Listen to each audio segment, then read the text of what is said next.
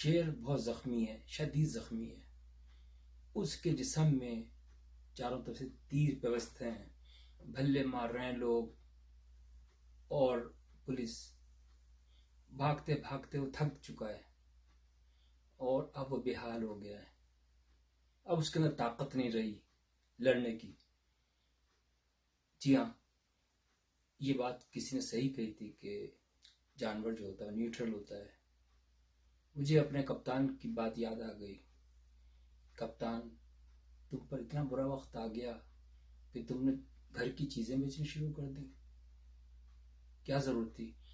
अगर तुम हुक्म करते तमाम पाकिस्तानियों को जो कि बाहर बैठे हैं, इंक्लूड में, तो तुम जितना तुम कहते टारगेट हम तुम्हें फराहम कर देते और तुम इस जिल्लत से बच जाते। अब तुम्हारा जो सफर है ना, वो भी बहुत ही थोड़ा रह गया, चंद घंटों का सफर है। उसके बाद तुम्हारी सियासत की शहादत लाजमी है। उसके बाद ये कहानी खत्म हो जाएगी। शायद तुम इस नुकसान को बर्दाश्त ना कर सको, इस हार को बर्दाश्त ना कर सको, क्योंकि तुम्हारी परवरिश ऐसी हुई है कि तुम्हें जीत अल्लाह ताला ने फराहम की, मगर तुम ये समझते रहे कि ये मेरी खुद की हिम्मत है और आखिरकार अपने अंजाम को, फितरती अंजाम को पहुंचे। लोगों का एतमाद तुमने तोड़ दिया। तुम्हें यूनिवर्सिटी बनाने की जरूरत क्या थी? मुझे ये तो कोई बता दे। ये सब बातें जो है ना, अब तुम जो छुपते फिर रहे हो अदालत से, वो तो साफ कहानी जाहिर हो चुकी है कि तुम एक नंबर के चोर हो। क्योंकि अगर तुम्हारा जमीर साफ होता तो तुम यकीनन तुम फेस करते अदालत को कि भाई तुम इंक्वायरी कर लो, मैं तो कोई काम नहीं किया। घड़ी लेना कोई बुरी बात नहीं है। जिस चाहत से सऊदी प्रिंस ने तुम्हें घड़ी दी थी, और वो भी खाना काबा की, लगता ऐसा ही है कि तुम पर भी, देखो, तुम्हारी नीयत अच्छी थी, तुम वाकई अच्छा काम करना चाहते थे, लेकिन शैतान तुम पर हमलावर हुआ औरत की शेप में, पीरनी की शेप में। तुम्हें अंदाजा नहीं हुआ। वो तो इसी तरह करता है। तुम्हें नहीं पता पैगंबरों के साथ क्या हुआ? वो औरत बन के आते थे। शैतान जो था वो औरत बन के आता था। और जब तुमने देखा कि यार तुम्हें जरूरत क्या थी घड़ी बेचने की, क्या इतना पैसा कम हो गया था तुम्हारे पास? अरे तुम हुक्म तो करते, तुम्हारे पास जितने तुम पैसे चाहिए थे तुम्हारा ढेर लगा देते तुम्हारे पास, लेकिन ये ना करते तुम काम। इसी तरीके से अब तुम्हारे पास सिर्फ एक ही रास्ता है, जेल का।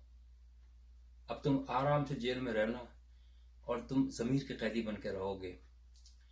तुम्हें जिंदगी भर जो बाकी अल्लाह ताला तुम्हें लंबी जिंदगी दे और तुम उसको कच्चों को महसूस कर सकोगे। रोज रोगे कि मुझे मौत आ जाए, लेकिन तुम्हें मौत नहीं आएगी। उस वक्त को याद करो। आज तुमने तकरीर में कहा, कौम से जो खिताब, झूठा खिताब करते रोजाना, कि मेरे बेहतरीन ताल्लुकात थे अफगानिस्तान तालिबान से। मुझे वो लड़की याद आती है, आफिया सिद्दीकी। क्या किया था उसने? वो भी पाकिस्तानी थी ना। उसकी माँ मर गई, उसका बाप मर गया, उसकी बहन बेचारी कहते कहते उसकी जुबान सूख गई, लेकिन तुम्हें रहम नहीं आया। घड़ी बेचने के बजाय उसकी मदद करते थे जब तुम्हारे तालिबान से इतने अच्छे ताल्लुकात थे। आज तुम ये कह रहे हो कि अगर ये हुकूमत चाहती तो अच्छे ताल्लुकात कर सकती थी। नहीं भाई, तुमने अगर सब ये तो उस लड़की को तो आजाद करवा देते ना।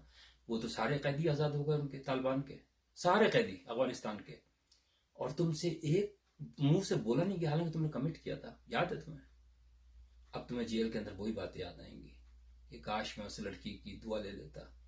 वो बेचारी अकेली 20 साल से अकेली पड़ी है जेल के अंदर और सख्तियां बर्दाश्त कर रही है, लेकिन तुम्हें एहसास नहीं हुआ क्योंकि तुम्हारे पास वही शैतान बैठा हुआ था ना। अब कोई तुम्हारी मदद क्या, कौन कर सकता है सिवाय अल्लाह? तो करेगा ही अगर तुम अभी भी माफी मांगो अल्लाह से। लेकिन मुझे बहुत अफसोस होता है तुम्हारी इन हरकतों पे। आज तुमने कहा तकरीर के अंदर कि बिलावल ने क्यों कहा कि वो अंदर जाके पीछा, तालिबान का पीछा करेगा अफगानिस्तान में। तो अच्छा किया। तुम जैसे बुजदिल आदमी थोड़ी है वो। ठीक है, तुमने उसका बहुत मजाक उड़ाया जुबान का। तुम्हारी खुद की जुबान गंदी है, तुम्हारी जुबान सही नहीं, उर्दू तुम्हारी भी सही नहीं है। अरे उर्दू दारों से मुकाबला करो, हमसे मुकाबला करोगे, कर सकते हो तो। तुम क्या करोगे मुकाबला? तुमने उस बच्चे को जलील किया, हालांकि उसने तो सही बात करी कि हम पीछा करेंगे अफगानिस्तान तक तालिबान का, बिल्कुल तालिबान। और मुझे तो ये लगता है कि तुम्हारे ISS था या ISL था, मुझे तो लगता है ISS था। लोग तस्सी करें कि इसने क्या ऐसे ISL कह रहा है ये, कि ISL को जो था ना हमने दबा के रखा था। तुम्हारे में इतनी हिम्मत किधर है कि तुम दबा सको? तुम तो उसको पीरनी को नहीं दबा सकते, पीरनी तुम्हें दबाती है। और वाकई औरत का काम भी दबाना ही है। लेकिन बार ये तो मैंने मजाहिया अंदाज में कहा, लेकिन अब होगा क्या?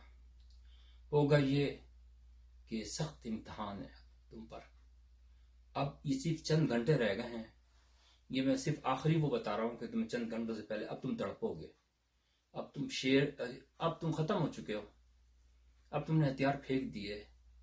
मुझे उस शेर पे तरस आ रहा है। बाकी तुम लीडर थे, मगर तुम्हें अल्लाह ने हर चीज दी थी। किस कदर पैसा दिया था तुम्हें, कितनी इज्जत दी थी। अब वो पैसा किधर जाएगा तुम्हें पता, अंदाजा है? तुम तो जेल की सख्तियां बर्दाश्त नहीं कर सकते। तुम तो एक दिन की, क्योंकि दुश्मन तुम्हारे चारों तरफ हैं और उनको जाहिर है मौका मिला है। अब मैं तुम्हें सिर्फ 2 बातें बताना चाहता हूं।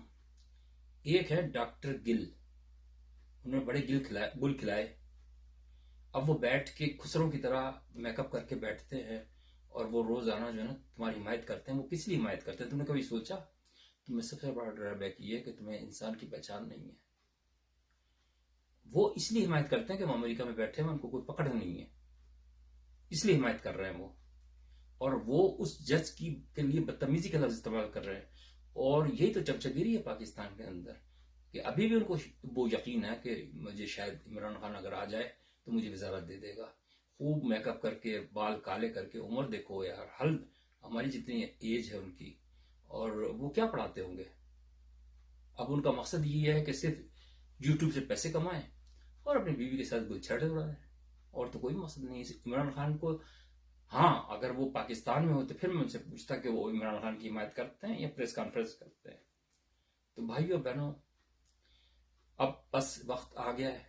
अब हम क्या कर सकते हैं? सितारा बुझने वाला है। एक दिया जो था, उम्मीद का दिया जलने वाला था। लोग मुतमईन थे, बेचारे मासूम पाकिस्तानी इस उम्मीद में थे कि फिर कोई मसीहा आएगा और पाकिस्तानियों की हालत बदल देगा।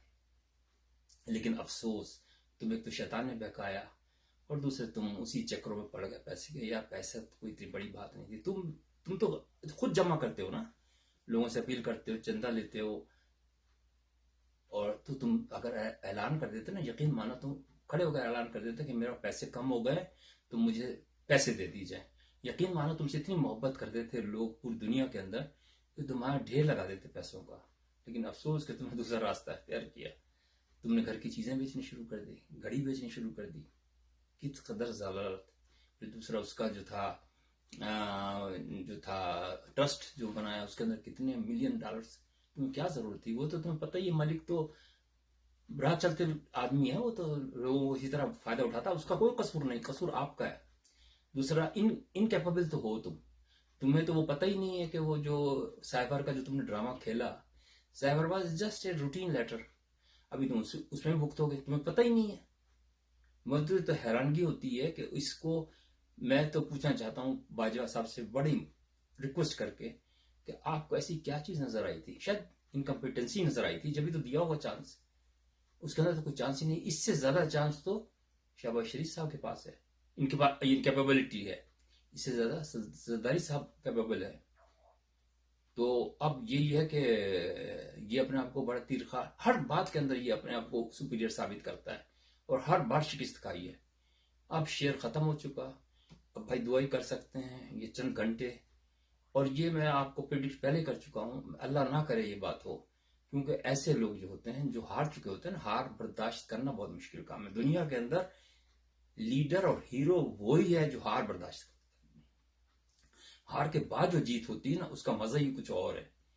लेकिन तुम्हें मेरा ख्याल है कि बर्दाश्त नहीं हो सकती। मैंने प्रेडिक्ट किया था, क्योंकि मैं थोड़ा पामिस्ट्री भी जानता हूँ और अब मैं नया चैनल भी शुरू करूंगा पामिस्ट्री के मुताबिक, बड़ी मुफीद मालूमात दूंगा।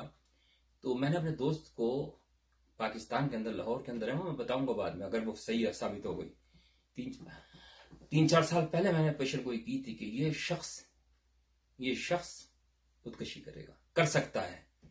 मतलब बड़े ग्रेट चांसेस हैं, क्योंकि ऐसे लोग जो होते हैं ना, अब आपको पता ना अर्जेंटाइन का जो सदर था, ये तो कुछ भी नहीं है पावर, उसके पास जितनी पावर थी, और आखिरी लम्हात में जिंदगी के वो जेल में था, जेल की सख्तियां बर्दाश्त नहीं कर सका और खुदकुशी कर ली उसने।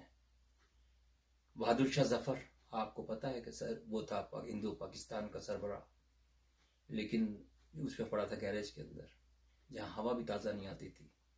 तो भाई अल्लाह किसी को ना पहुंचाए, लेकिन मेरा कहने का मकसद ये कि अब वक्त आ गया है, अल्लाह ताला आपकी मदद करे। आज के लिए इतना ही काफ़ी है। आप लोग ज़रूर कमेंट दीजिए और ताकि मैं इम्प्रूव कर सकूं। बहुत बहुत मेहरबानी, शुक्रिया, अपना ख्याल रखिएगा। मैं हूं खालिद मुस्तफ़ा, अपने चैनल नाजरा के साथ फ्रीलांसर जर्नलिस्ट हूं मैं, और अपने पाकिस्तानी भाइयों को जगाने की कोशिश कर रहा हूं।